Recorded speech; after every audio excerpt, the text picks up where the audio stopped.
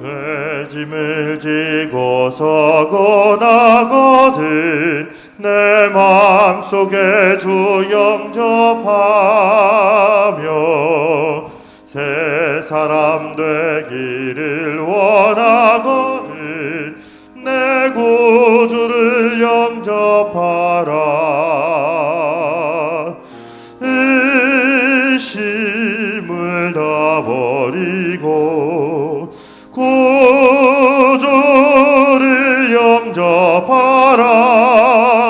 마음은 다 열어놓고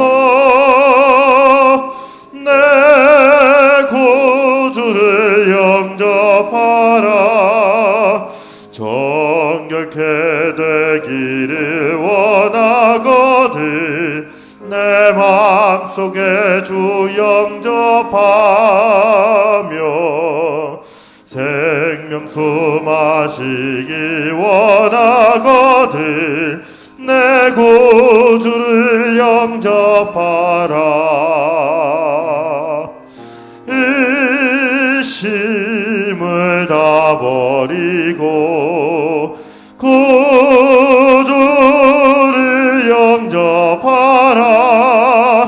마음은 다 열어놓고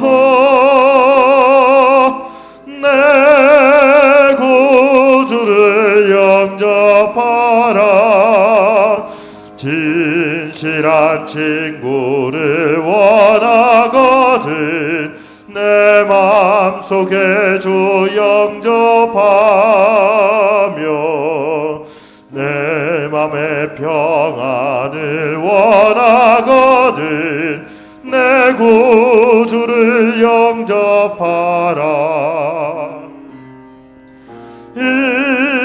의심을 다 버리고 구주를 영접하라. 마음은 다 열어놓고 내 구주를 영접하라. 다 같이 일어나서 4절 찬양하겠습니다.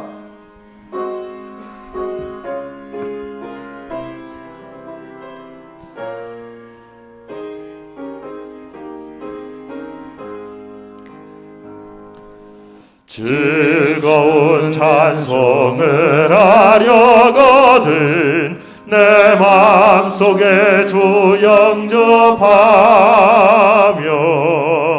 평안한 복지에 가려거든 내 구주를 영접하라.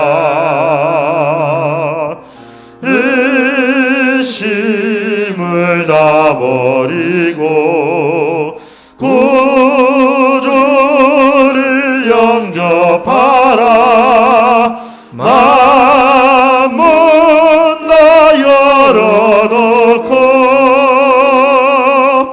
내 구주를 영접하라. 아멘. 여호와께서는 자기에게 간구하는 모든 자 곧 진실하게 간구하는 모든 자에게 가까이 하시는도다. 아멘.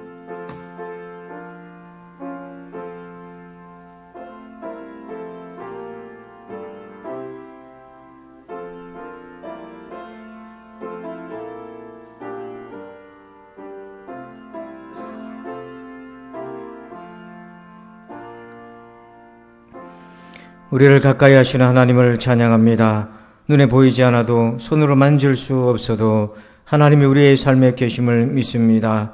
주님을 더 가까이 하기를 원합니다. 오늘 우리의 예배를 받으시고 예배하는 우리 모두에게 임하여 주소서. 예수님의 이름으로 기도합니다. 아멘. 우리 다 함께 찬송가 91장을 찬양드리겠습니다.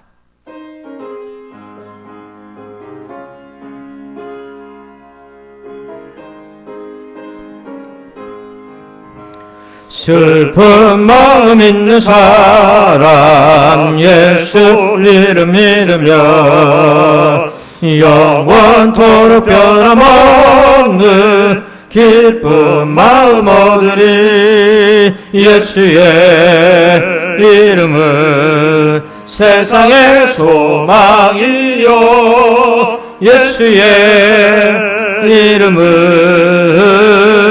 천국의 기쁨일세. 거룩하신 주의 이름 너의 방패 삼으라. 환난 시험 당할 때에 주께 기도드려라. 예수의 이름은 세상의 소망이요, 예수의 이름은 천국의 기쁨일세. 존귀하신 주의 이름 우리 기쁨 되도다. 주의 품에 안길 때에 기뻐 찬송 부르리. 예수의 이름은 세상의 소망이요, 예수의 이름은 천국의 기쁨일세. 우리 갈 길 다간 후에 보좌 앞에 나가 왕의 왕께 경배하며 멸류관을 드리리. 예수의 이름은 세상의 소망이요, 예수의 이름은 천국의 기쁨일세. 아멘. 교독문 55번 시편 127편을 교독하겠습니다. 여호와께서 집을 세우지 아니하시면 세우는 자의 수고가 헛되며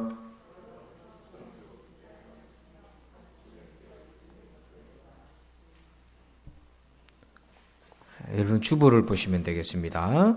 너희가 일찍이 일어나고 늦게 누우며 수고의 떡을 먹음이 헛되도다. 그러므로 여호와께서 그의 사랑하시는 자에게 잠을 주시려도다. 보라, 자식들은 여호와의 기업이요 해 열매는 그의 상급이로다.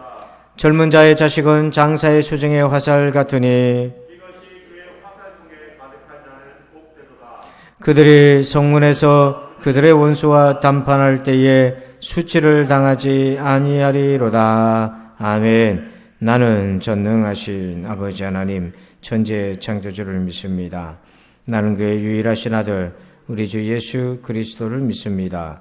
그는 성령으로 잉태되어 동정녀 마리아에게서 나시고 본디오 빌라도에게 고난을 받아 십자가에 못 박혀 죽으시고 장사된 지 사흘 만에 죽은 자 가운데서 다시 살아나셨으며 하늘에 오르시어 전능하신 아버지 하나님 우편에 앉아 계시다가 거기로부터 살아있는 자와 죽은 자를 심판하러 오십니다.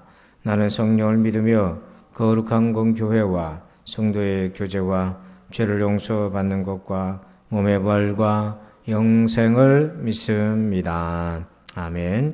다 함께 자리에 앉으셔서 찬송가 528장을 찬송하겠습니다.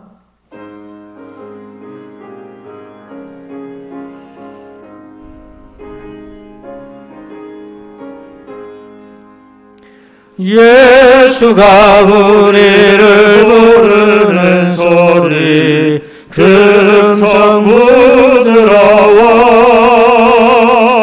문 앞에 나와서 사면을 보며 우리를 기다리네. 오라 오라 방황치 말거라. 죄 있는 자들아 이리로라. 주 예수 앞에 오라. 간절히 오라고 부르실 때에 우리는 지체하랴. 주님의 은혜를 왜 아니 받고 못 들은 채 하려나. 오라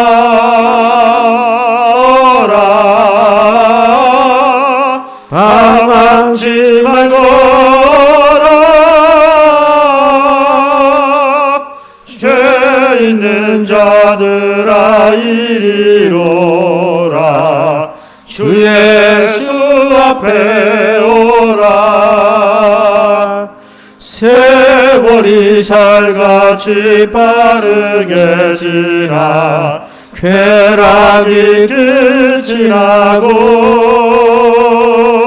사망의 그늘이 너와 내 앞에 돌리며 가리우네. 오라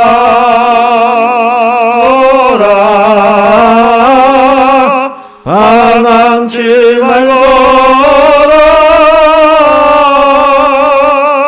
죄 있는 자들아 이리로라. 주 예수 앞에 오라. 우리를 위하여 예비해 두신 영원한 집이 있어. 죄 많은 세상을 떠나게 될 때 영접해 주시겠네. 오라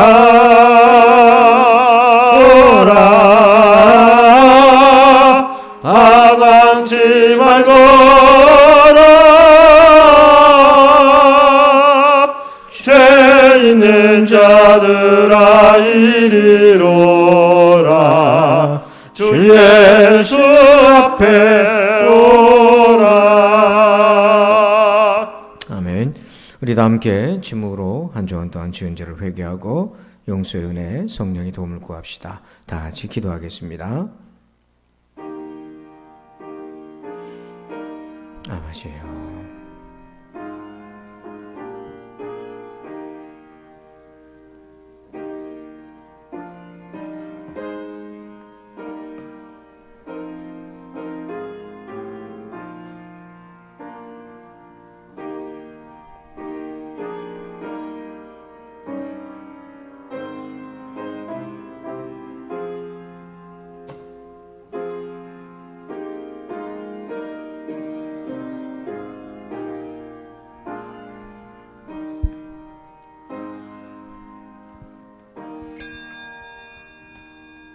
하나님 아버지 감사합니다. 지난 한 주 하나님의 은혜로 살다가 이곳에 와서 함께 예배드리게 하시니 감사드립니다. 아멘. 이 시간 예배드릴 때에 영과 진리로 예배하게 하여 주옵소서. 아멘. 이 시간 이곳에 임재하셔서 하나님과 우리가 동행하며 하나님을 찬양하오니 하나님께 영광 돌리게 하여 주옵소서. 아멘. 열매의 계절 하나님의 은혜로 우리 삶 가운데도 열매가 맺기를 원합니다.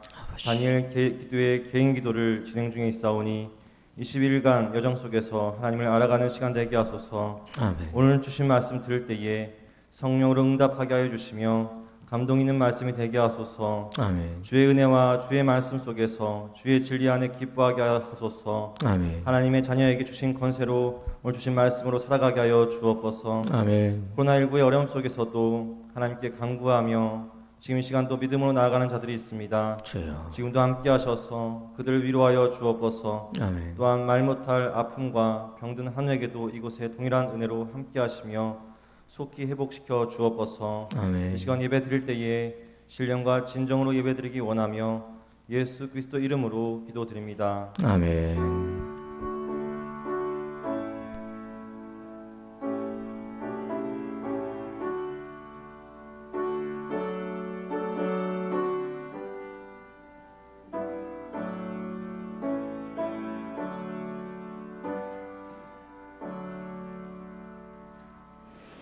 이 시간에는 교회 소식을 말씀드립니다. 좌우에 계신 성도들과 인사하겠습니다. 반갑습니다.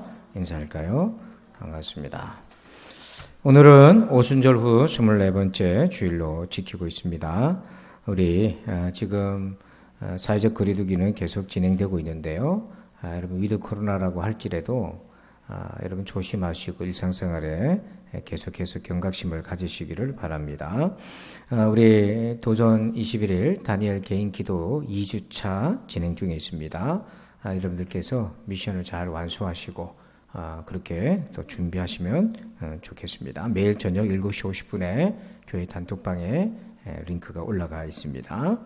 우리 수능생 및 자녀를 위한 집중 중보기도회가 18일 목요일 오전 8시 40분 본당에서 시작합니다. 이번에는 기간이 아니라 목장별로 시간 맡아서 진행하도록 하겠습니다. 그리고 우리 오늘 2부 예배 후에는 교육부장단 모임이 있겠고요. 우리 부교육자 사택을 매입하여 등기를 완료했습니다. 솔레온 파미유 707호입니다. 기도해 주셔서 감사합니다. 정기감사는 11월 마지막 주에 있겠습니다. 우리 감사위원은 정영태 원로 장로님이십니다. 여러분들께서 교육부서 예산 지원받는 부서들은 감사를 받아주시면 되겠습니다. 나머지 광고는 주보를 참고해 주십시오. 이 시간에는 드리신 예물을 위해서 기도하겠습니다. 하나님 아버지, 화살처럼 일주일이 지나갔습니다. 무엇을 했는지, 무엇을 이루었는지, 무엇을 잊어버렸는지조차 기억할 수 없을 정도로 살았습니다. 하지만 오늘 하나님 앞에 모든 것을 멈추고 주님만을 바라봅니다. 우리가 나그네인 것을 잊지 말게 하여 주시고 주님이 부르시면 언제든지 주 앞에 가야 하는 인생인 것을 기억하게 하여 주옵소서. 오늘의 삶에서 예수님의 향기와 하나님의 영광을 나타내게 하여 주옵소서. 이 믿음으로 예물을 드립니다. 하나님 기쁘게 받아 주옵소서. 무엇보다도 사랑하는 우리 성도들에게 복을 내려 주시옵소서. 하나님이 우리를 가까이 보살피고 계심을 알아차릴 수 있도록 은혜를 내려 주시옵소서. 오늘도 우리에게 필요한 복으로 함께하여 주셔서 오늘도 예수 그리스도의 이름으로 살아가고 있음을 기억하고 예수님 의지하는 인생 되게 하소서. 감사하며 예수님의 이름으로 기도합니다. 아멘. 오늘 주시는 말씀은요, 오늘부터는 룻기를 봅니다. 룻기 1장 1절에서 6절까지 말씀을 보겠습니다.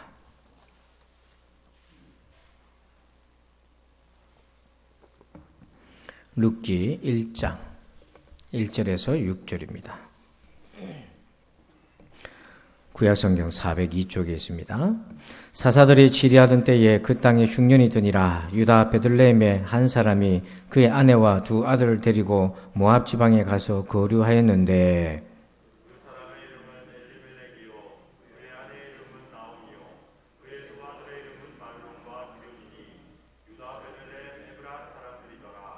그들이 모압 지방에 들어가서 거기 살렸으니 나오미의 남편 엘리멜렉이 죽고 나오미와 그의 두 아들이 남았으며 그들은 모압 여자 중에서 그들의 아내를 맞이하였는데 하나님의 이름은 오르바요 하나의 이름은 루시더라.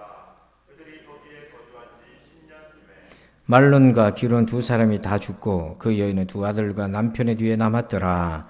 그 여인이 모압 지방에서 여호와께서 자기 백성을 돌보시사 그들에게 양식을 주셨다함을 듣고 이에 두 며느리와 함께 일어나 모압 지방에서 돌아오려 하여. 아멘. 할렐루야.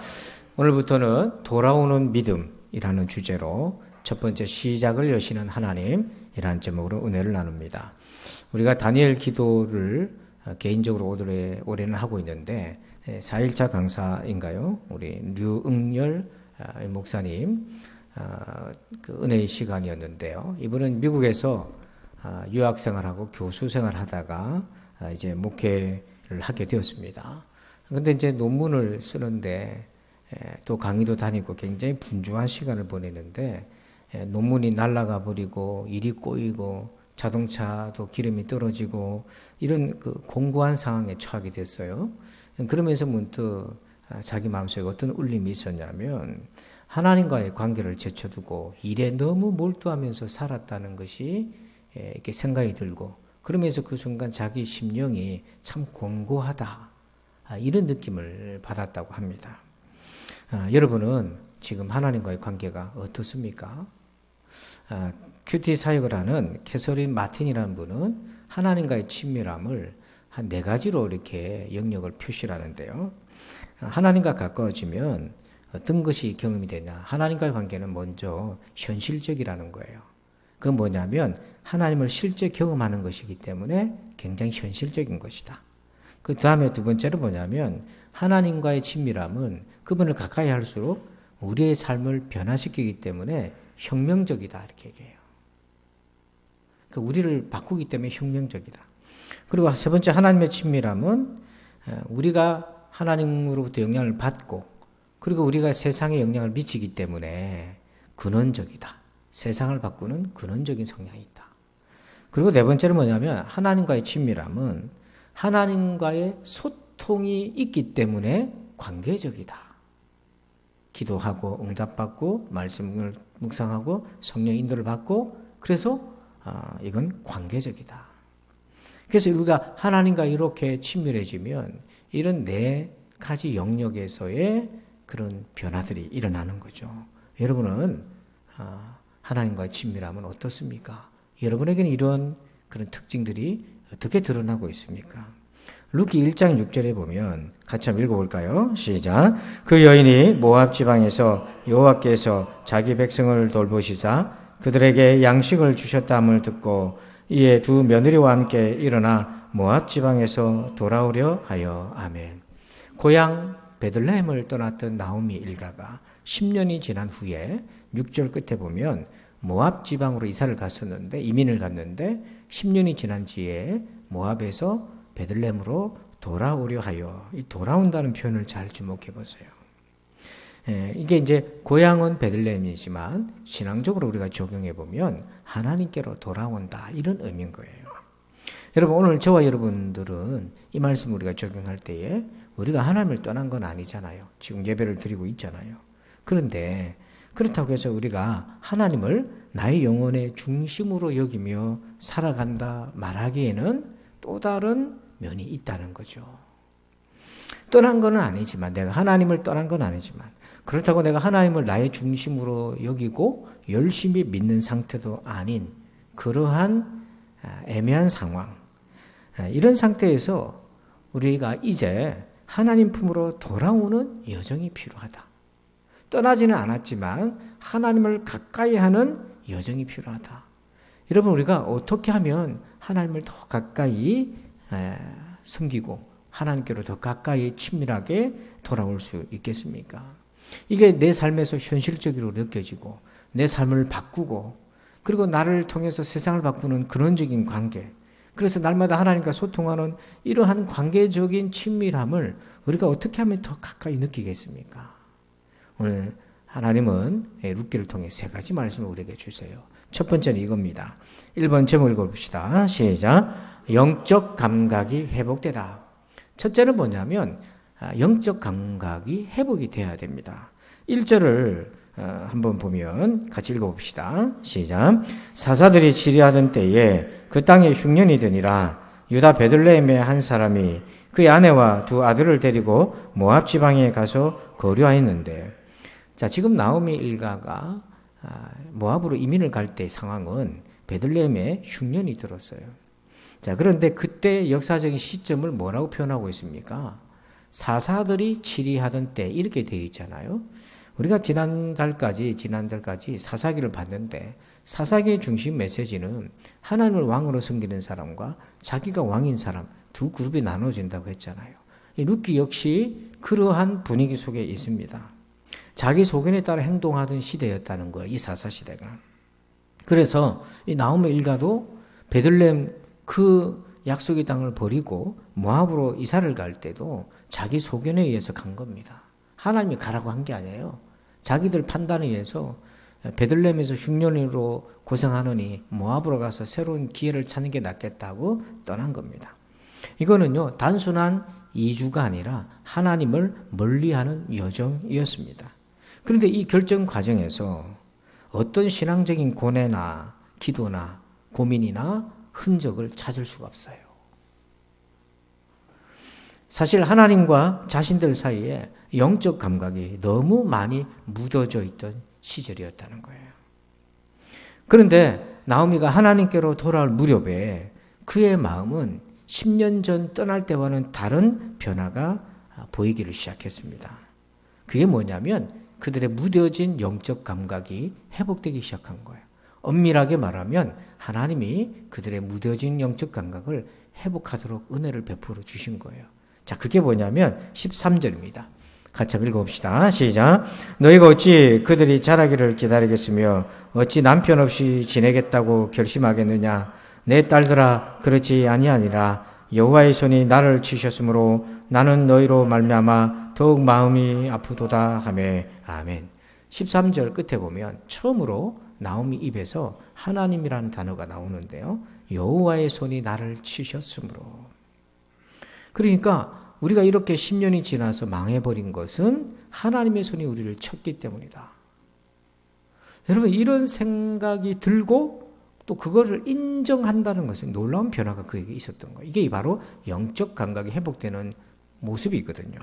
또 1장 20절에는요. 나오미가 그들에게 이르되 나를 나오미라 부르지 말고 나를 마라라 부르라. 이는 젖는 자가 나를 심히 괴롭게 하셨음이니라. 여기도 젖는 자 하나님이라는 이름이 나오면서 나를 심히 괴롭게 하셨다, 하나님이. 이 모든 일들은 하나님의 섭리 가운데 자기의 인생에 일어난 것 같다라는 그런 생각을 하게 되고요. 21절에 보니까 내가 풍족하게 나갔더니 여호와께서 내게 비어 돌아오게 하셨느니라. 여호와께서 나를 징벌하셨고 전능자가 나를 괴롭게 하셨거늘 너희가 어찌 나를 나오미라 부르느냐 하니라. 이 짧은 21절에도 하나님의 이름이 3번 이상 등장을 합니다. 여호와께서 전능자가. 그러니까 그가 10년 전에 베들레헴을 버리고 모압으로 이사를 갈 때는 그의 인생에는 기도나 하나님을 찾았다는 흔적이 없고 자기 속인대로 가버렸는데 10년이 지나고 다 망해버린 시점에서 그들이 다시 돌아오려고 할 때에 그들 마음속에는 묻어지고 잃어버렸던 영적 감각이 회복이 되어서 이 모든 상황을 하나님과의 관계로 연관지어서 생각하게 된 겁니다. 그래서 우리가 이렇게 상황에 처한 것은 하나님 우리를 괴롭게 하신 것이라는 생각이 들었던 거죠.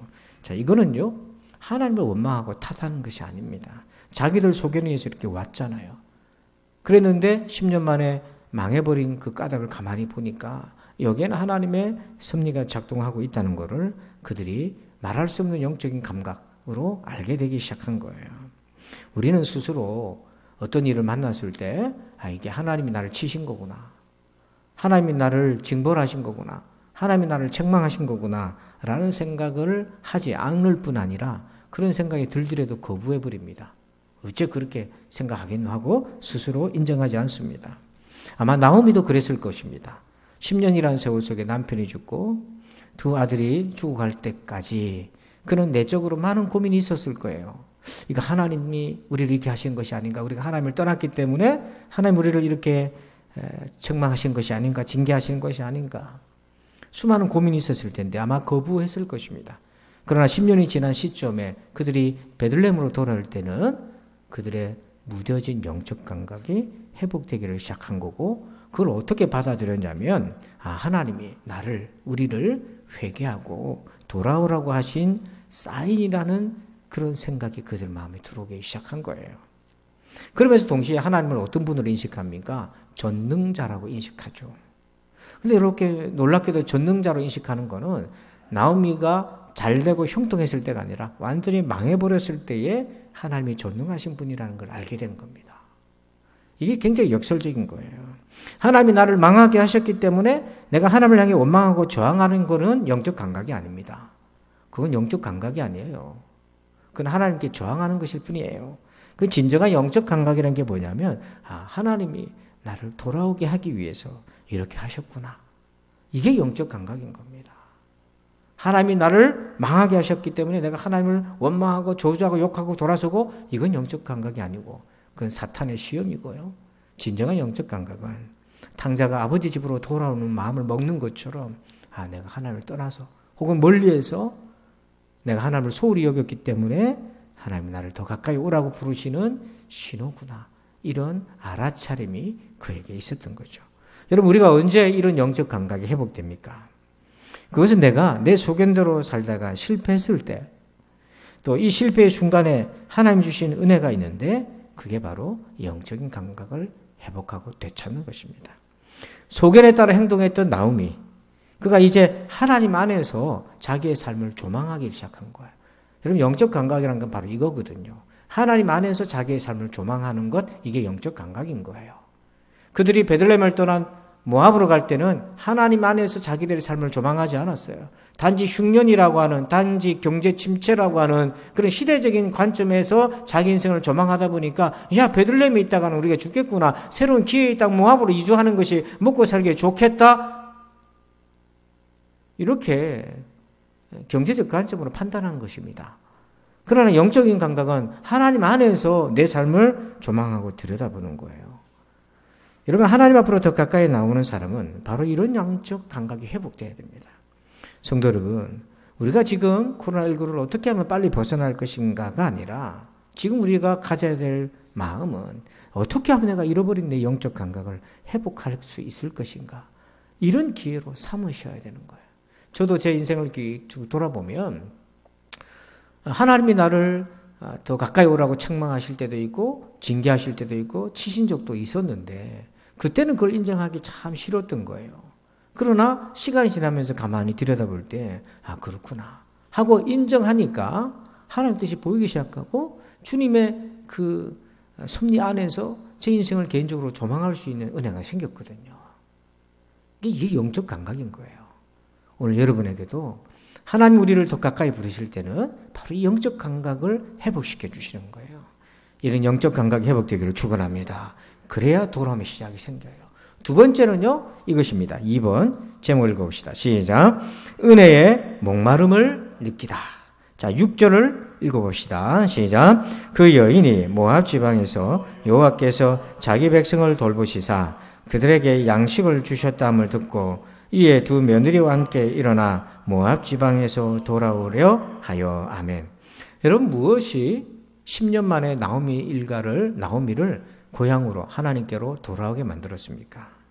그 직접적인 계기는 베들레헴에서 들려온 소식 때문인데요. 거기에 하나님이 풍년을 주셨다. 여호와께서 자기 백성을 돌보시사 그들에게 양식을 주셨다함을 듣고, 이 들었다는 표현을 주목해 보세요.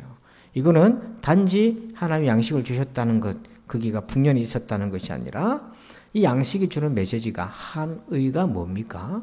여호와께서 자기 백성을 뭐 했다는 거예요? 돌보셨다는 거잖아요. 이게 복음이라고요. 우리가 신구약 전체로 적용해 보면 이 들었다는 것은 복된 소식인 예수님이 우리의 구원자시라는 그런 소식을 들었다는 걸로 적용할 수 있어요. 근데 이 소식을 듣자마자 나오미의 마음이 요동을 칩니다. 그 왜 그러냐면 부인할 수 없는 강렬한 깨달음 때문이에요. 그게 뭐냐면 하나님만이 자기 백성을 돌보신다는 걸 깨닫는 거예요. 그걸 어떻게 깨달았습니까? 나오미 일가는 10년 전에 흉년이 와가지고 베들레헴을 버리고 하나님을 멀리하고 모압으로 이방 땅으로 왔잖아요. 그건 뭐냐면 셀프 헬프, 스스로를 돌보려고 했던 거예요. 자기가 자기를 지키려고 했던 거예요. 셀프 구원이었던 거예요. 우리가 이런 방식으로 얼마나 많이 살아갑니까? 자기들의 생각과 노력, 소견으로 자기들의 인생을 건지고 보살피고 망하지 않게 하려 하고 대비하고 그렇게 많이 노력했습니다. 그래서 그렇게 모압으로 이주했는데, 이들은 모압으로 이주할 때 그저 경기가 좋은 기회의 땅으로만 이사한 것이 아니라 하나님 없이 자기들의 힘으로 자기를 돌보려고 했던 불신앙이었다는 것을 깨달은 거예요. 최상의 선택이다. 빨리 베들레헴을 청산하고 모압으로 가는 게 최상의 선택이라고 여겼던 그들이 돌아보니까 가장 잘못된 불신앙적 선택이었다는 것을 깨닫는 각성이 일어난 거예요. 그 소식을 듣고. 인생은요, 하나님이 돌보셔야만 평안할 수 있다는 것을 10년이 지나서야 뼈가 시리도록 나오미가 깨닫는 거예요. 그러니까 인생은 하나님이 지켜주셔야만, 하나님이 돌봐주셔야만 되는 것인 거를 인정하게 된 겁니다. 때문에 베들레헴에서 들려온 그 하나님의 은혜의 소식, 여호와께서 자기 백성을 돌보셨다. 그게 이 나오미의 마음을 완전히 사로잡은 거예요. 은혜에 목말라하기 시작한 거예요. 내게 필요한 게 바로 그 은혜라는 거죠. 그들은 베들레헴을 떠나 모압으로 갔던 거는 돌보심이 필요했는데 자기들이 힘으로 돌보려고 했던 거예요. 가족을 건사하고 돌보려고 했는데 실패했잖아요. 그런데 알고 보니까 하나님이 자기 백성을 지켜주시는데 그 은혜가 나오미가 필요했던 그 은혜였던 거예요. 그런데 알고 보니 그 은혜가 자기의 소견 모압에 있었던 것이 아니라 하나님께 있었다는 것인 걸 깨닫는 거예요. 그리고 잠깐 신앙생활하다가 닥치는 어려움을 인내하고 견뎌내야지. 좀 어렵다고 자리 피해버리고 조금 어렵다고 인간적인 생각으로 쉬운 자리로 피해버리는 거는 도리어 자기 스스로 올무에 빠뜨리는 것임을 알게 된 거죠. 그래서 하나님의 은혜의 날개 아래 들어가고 싶은 갈망이 생기는 거예요. 시편 127편 1절을 한번 읽어봅시다. 시작. 여호와께서 집을 세우지 아니하시면 세우는 자의 수고가 헛되며 여호와께서 성을 지키지 아니하시면 파수꾼의 깨어있음이 헛되도다. 여러분 이 고백은요 듣기 좋으라고 한 얘기가 아니에요. 언제 이 고백이 나오게 됐냐면 자기 집이 무너지고 예루살렘 성이 무너졌을 때 그로 인해서 너무 고통스러운 시간을 보낼 때에 그때 나온 고백이 이겁니다. 내가 아무리 내 집을 돌보려고 하고 군대가 아무리 파수꾼이 성을 지키려고 해도 어쩔 수 없이 속도 못 쓰고 무너지는 것이 많더라. 이렇게 보니까 하나님이 우리 집을 예루살렘 성을 돌봐주지 않으면 모든 것이 헛되더라. 그런 절절한 깨달음에서 나온 것이에요. 여러분 우리가 언제 하나님의 돌보심의 은혜를 갈망합니까? 참 역설적이게도 우리의 노력이 한계에 부딪힐 때인 거예요. 내가 힘을 쓰고 애를 쓸 때 잘 풀리고 가면 하나님의 은혜를 갈망 안 합니다. 오히려 이게 하나님의 은혜라고 착각하고 계속해서 일에 몰두하게 되고 하나님과의 관계는 2차, 3차로 냅두고 그렇게 갑니다. 형통이 저주가 되는 거예요. 어떤 면에서. 하나님이 주시는 형통은 주 안에서 하나님과의 관계가 우선순위 되어 있는 상태에서 형통하는 거지. 세상적인 형통, 마귀의 형통은 하나님이 없어도 나는 잘 된다. 이게 마귀의 형통이거든요. 그래서 많은 성도들이 마귀의 형통에 빠지는 거예요. 여러분 이걸 하나님이 나오미를 통해 보여주신 거예요. 사사시대에 그 룻의 그 시어머니 나오미를 통해 보여주신 거예요. 여러분 스스로를 구원하려고 너무 애쓰지 마세요. 오늘 우리가 우리 힘으로 내 인생을 내가 책임지려고 너무 애쓰지 마세요. 하나님이 돌보셔야 되는 거예요. 이현서라고 하는 지금은 이제 결혼도 하고 가정을 꾸렸습니다. 그 당시 14살 때 탈북했는데 가족들과 라오스를 거쳐서 거기서 이제 한국으로 들어올 길이 있다고 해서 브로커들의 소개를 받아가지고 일가족이 라오스로 나와서 들어오는데 거기에 붙잡힌 거예요. 자기만 빼고 가족들이 다 붙잡혔어요. 근데 이제 가족을 빼내려니까 돈이 필요한데요. 이 14살짜리 어린 소녀가 어떻게 할 수가 없어서 그냥 길거리에 서서 울고 있었던 거예요. 서럽게 울었어요. 라오스 땅, 말도 안 통하는 라오스 땅에 아무도 나를 도와줄 사람이 없고 우리 엄마 아버지 가족을 꺼낼 돈도 없고 막 그러고 있는데 지나가던 호주 관광객이 10대 소녀가 그렇게 울고 있는 걸 보고 마음이 딱 걸려서 왜 그러냐고 물어보는 거예요. 그래서 어머니 가족들이 이렇게 돼서 북한에 나오다가 잡혀서 이렇게 고생하고 지금 벌금을 물고 나와야 되는데 돈이 없어서 이러고 있다. 그러니까 호주 관광객이 있어보라고 하고 카드를 가지고 현금 지급기에 가서 자기 계좌에 있는 잔액 전부 3,800달러 우리 돈으로 한 400만 원이 넘는 거죠. 그 당시 400만 원 같으면 지금은 한 돈 1,000만 원 되지 싶은데요. 그걸 인출해가지고 이 아이에게 준 겁니다. 그리고 부모 가족을 석방시키는데 도움을 준 거예요. 처음 보는 호주 사람이 자기 돈 거의 1,000만 원에 해당되는 돈을 그냥 준 거예요. 이 돈을 왜 줬습니까? 북한 사람들에 대한 안타까운 마음. 아마 이분도 크리스찬이로 짐작이 되는데 나중에 이 이현서 양이 미국 가서 공부를 하게 되고 결혼하고 그리고 테드라고 하는 유명한 강의 프로그램에 출연해가지고 탈북의 여정을 자기가 설명하고 북한 인권에 대해서 얘기하다가 그리고 이제 이 호주 사람을 수소문한 거예요. 그래서 만났는데 바로 저분이었던 거죠. 그래서 서로 감격에 포옹을 했는데 여러분 그 낯선 라오스 땅에서 이 아이에게 거금 3,800달러를 그냥 주게 했던 분이 누구겠습니까? 하나님이 돌보시는 거예요. 마지막 세 번째입니다. 3번째 물고 봅시다. 시작. 패배의 자리와 결별하라. 여러분 그림을 하나 보면 실패와 패배를 구분하셔야 돼요. 실패는요, 우리가 도전하기 때문에 생기는 어쩔 수 없는 겁니다.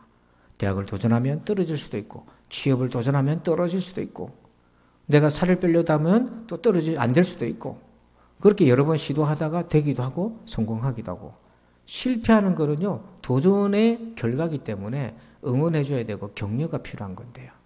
패배는 뭐냐면 실패가 두려워가지고 도전을 안 하는 게 패배입니다. 저도 예전에 목회를 하다 보면 전도사 시절 때부터 이렇게 하다 보면 어떤 프로젝트를 실행해가지고 한 개 하잖아요. 총동원주의를 한다든지 뭐 친구 초청주의를 한다든지 해가지고 아이들이 많이 오고 그러면 막 기분도 좋고 기도 살고 또 다음에도 열심히 하고 도와주는 사람도 많은데 어떤 날 행사를 했는데 애들도 안 하고 행사도 뭐 재미도 없고 이렇게 마쳤어요. 그 다음부터는 실패한 거죠. 기준의 목표에 못 미쳤으니까. 그 다음에 어떤 게 생기냐면 그걸 또 하고 싶지가 않은 거예요. 왜? 막 욕먹는 게 싫은 거예요. 그게 뭐냐면 패배거든요. 사탄은 그걸 노리는 거예요. 여러분 실패가 아니라 우리가 주의해야 되고 조심해야 될 게 패배가 자리에 머무는 거예요. 실패가 두려워서 패배에 딱 묶여버리는 거예요. 그 도전하지 않는 겁니다. 근데 우리가 하나님께로 돌아오려면 바로 이 패배의 자리에서 벗어나는 용기가 필요해요. 우선 이 나오미 일가들에게는 어떤 패배의 자리가 있었냐면 시간이라는 패배의 자리가 있었어요. 자, 4절 말씀 한번 봅시다. 시작. 그들은 모압 여자 중에서 그들의 아내를 맞이하였는데 하나의 이름은 오르바요 하나의 이름은 루시더라. 그들이 거기에 거주한 지 10년쯤에. 그러니까 우리식으로 얘기하면 베들레헴에서 모압으로 이사한 지 몇 년이 지났어요? 10년이 지났어요. 10년이 지났고 그리고 두 아들이 죽었으니까 10년이 더 지났어요. 결혼할 때가 10년이었으니까. 이 말은 하나님을 떠난 지, 기도 안 한 지, 하나님 멀리한 지, 예배 안 드린 지 10년이 더 지났다는 얘기잖아요. 이 정도 되면은 적응을 다 한 시간입니다. 그럼 사람은요, 새로운 문화에 적응하는데 짧게는 1년, 길게는 2년 안에 다 적응해버린다고 해요. 그러니까 10년이니까 하나님 제쳐두고 살아간 인생이 10년이니까 자기 소견대로 살아간 시간이 10년이니까 다 익숙해져 버리는 거예요. 신앙생활에서 가장 무서운 적이 있다면 바로 지금의 내 상태에 익숙해져 있는 거예요. 문제의식이 없는 거예요. 여러분 이 상태에 머물러가지고 내가 하나님을 더 깊이 만나고 은혜를 받으면 괜찮은데 이 상태에 머물면 머물수록 하나님과의 관계는 발전이 없고 깊이도 더해지지 못하고 정체되어 있다면 아니 후퇴하고 있다면 거기서 10년을 보내나 20년을 보내나 30년을 보내나 아무 의미가 없게 되는 거잖아요. 그런 패배의 자리에서 시간을 끄는 거는 의미가 없을 뿐더러 오히려 더 자기에게 더 악한 상황으로 치닫게 되는 거죠. 이게 바로 시간의 패배의 자리가 있었던 거예요. 여기서 벗어나야 되고. 또 하나는 3절에 보니까 나오미의 남편 엘리멜렉이 죽고 나오미와 그의 두 아들이 남았으며 남편이 죽었어요. 1차적으로 남편이 죽었을 때 이 나오미가 조금 영적 감각이 회복돼서 깨달았더라면 남은 두 아들이라도 데리고 가서 고향으로 하나님께로 돌아왔으면 좋았는데 버텼어요. 남편이 죽었는데 버티고 돌이키려는 마음보다는 두 아들을 의지해가지고 버텼어요.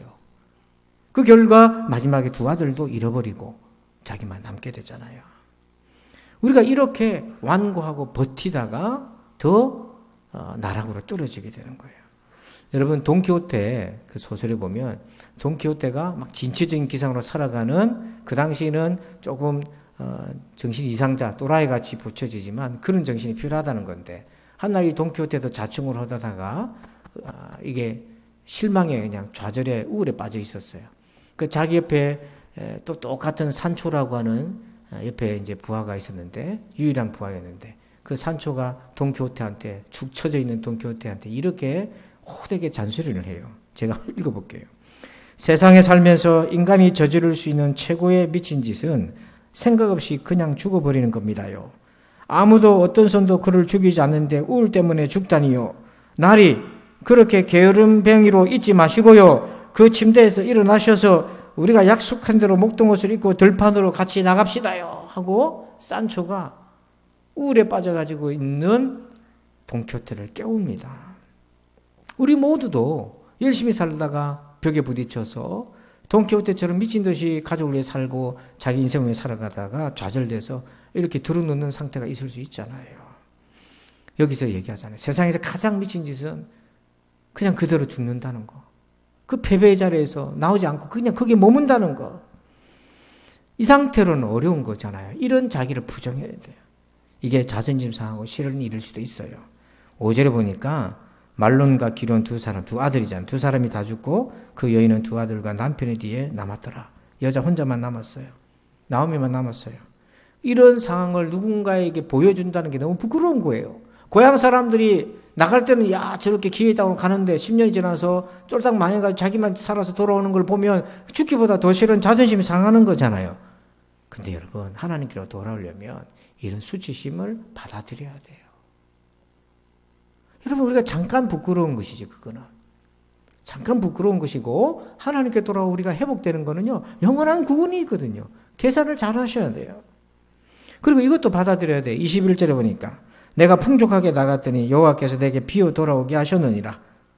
이 부분이죠. 내가 풍족하게 갔더니 내가 망해서 비어서 돌아왔다. 이 말은 뭐냐면 내 생각대로 살아온 것이 틀렸다는 것을 인정하라는 거예요.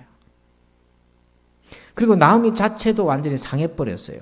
19절에 보니까 고향으로 돌아오는데 이에 그 두 사람이 베들레헴까지 갔더라. 나오미와 롯이 베들레헴까지 왔어요. 베들레헴에 이럴 때에 온 성읍이 그들로 말미암아 떠들며 이르기를 이가 나오미냐 하는지라. 떠날 때 얼굴하고 돌아올 때 얼굴하고 너무 상해가지고 나오미인지 못 알아보고 너무 놀랬던 거예요. 얼굴이 바짝 마르고 주름이 가득하고 얼굴은 새까맣게 타고 생명의 기운도 없고 그렇게 초췌해지고 상해져 있는 얼굴로 돌아왔던 거죠. 이게 그만큼 괴로운 시간이었어요. 그러니까 나오미가 차라리 모압에서 그냥 살고 죽는 게 낫지 돌아오는 건 자존심 상해서 내가 못 가겠다 그럴 수 있었던 거죠. 그런데 나오미가 잘한 게 뭐냐면 그런 패배의 자리에서 일어서서 베들레헴으로 하나님께로 돌아온 겁니다. 당자가 아버지 집에 돌아올 때에 동네 사람 눈치 보이고 형이 눈치 보이고 부끄럽고 창피했으면 못 오는 거예요. 때로는 얼굴이 빤빤스럽게 하나님께 돌아와야 되는 겁니다. 체면 칠해하면 하나님께 못 돌아오는 거예요. 우리 원래부터 죄인인데 무슨 체면을 차립니까? 부끄럽고 상한 것은요 잠시 잠깐이에요. 그러니까 형이 지금 무슨 뻔뻔한 얼굴로 집에 돌아오나 그러다가 무슨 잔치를 베풀어주나 이건 전형적인 세상 사람들의 또 원래 있던 사람들의 반응인 거고 그건 당연히 우리가 욕먹어야 되는 거고 그 부끄러움을 가지고 오는 겁니다. 왔을 때 어떤 일이 생깁니까? 그 패배의 자리에서 털고 일어나서 하나님께 돌아오니까요. 나오미가 바뀌어요. 그의 인생이 바뀌어. 어떻게 바뀌나. 4장 14절. 같이 읽읍시다. 4장 14절. 시작. 여인들이 나오미에게 이르되 찬송할지로다. 여호와께서 오늘 네게 기업 물을 자가 없게 하지 아니하셨도다. 이 아이의 이름이 이스라엘 중에 유명하게 되기를 원하노라. 아멘. 나중에 자기 며느리 룻이 그 지방의 베들레헴의 유력자인 보아스와 결혼하고 그 둘 사이에 아들이 생겼는데 그 아들을 나오미의 아들처럼 키우게 되는데 동네 사람들이 그 여인들이 나오미에게 뭐라고 합니까? 찬송하고 하나님을 높이며 그렇게 나오미를 높여주는 그의 인생의 변화가 온 거죠. 이 변화가 언제부터 생긴 것입니까? 어디서부터 생긴 겁니까? 나오미가 부끄럽고 창피하고 수치스러운 패배의 자리에서 털고 일어나서 용기를 가지고 하나님께로 돌아왔을 때 그 변화가 시작된 거예요. 하나님을 멀리했던 자리와 결별하지 않았더라면 나오미는 이런 영광을 받을 수가 없었던 거예요. 여러분, 우리는 지금 하나님과 나와의 관계가 충분하십니까? 아니면 여러분 하나님 앞에 더 가까이 나가고 싶은 마음이 있습니까? 고민 중이라면 돌아옴의 시작을 여시는 하나님이십니다. 고민 중이라면 오늘 이 말씀을 붙드세요. 세 가지를 꼭 기억하십시오. 돌아옴의 시작을 여시는 것은 하나님이신데요. 첫 번째는 영적 감각을 회복시켜 주세요. 그걸 거부하지 마세요. 두 번째, 은혜의 목마름을 인정하세요. 느끼세요. 그리고 세 번째, 패배의 자리에서 일어나십시오. 그래야 할 때에 돌아옴의 시작이 열릴 줄로 믿습니다. 기도하겠습니다. 아버지 하나님 감사합니다. 하나님을 우리가 멀리 떠난 것은 아닌데 그렇다고 나는 오늘 하나님을 가까이 하고 있다고 말하기도 부끄러운데 하나님이여 이런 어정쩡한 신앙생활을 청산하고 하나님을 더 가까이 섬기기를 원합니다. 이 돌아옴의 시작을 하나님이 열어주심을 보았습니다. 하나님 나오미에게 주신 그 은혜를 오늘 우리에게도 주시옵소서.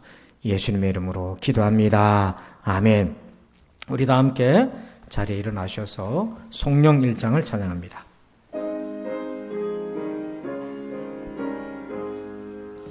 만복의 근원 하나님 온 백성 찬송 드리고 저 천사여 찬송하세 찬송 성부 성자 성령 아멘. 이제는 우리 구주 예수 그리스도의 은혜와 하나님 아버지의 그 크신 사랑하심과 성령님의 감화감동 교통은혜 충만하심의 역사하심이 돌아옴의 시작을 여시는 하나님 그 은혜를 의지하며 더 가까이 하나님 앞에 나오기를 원하는 우리 모두 위에 이제부터 영원토록 함께 계실지어다. 아멘.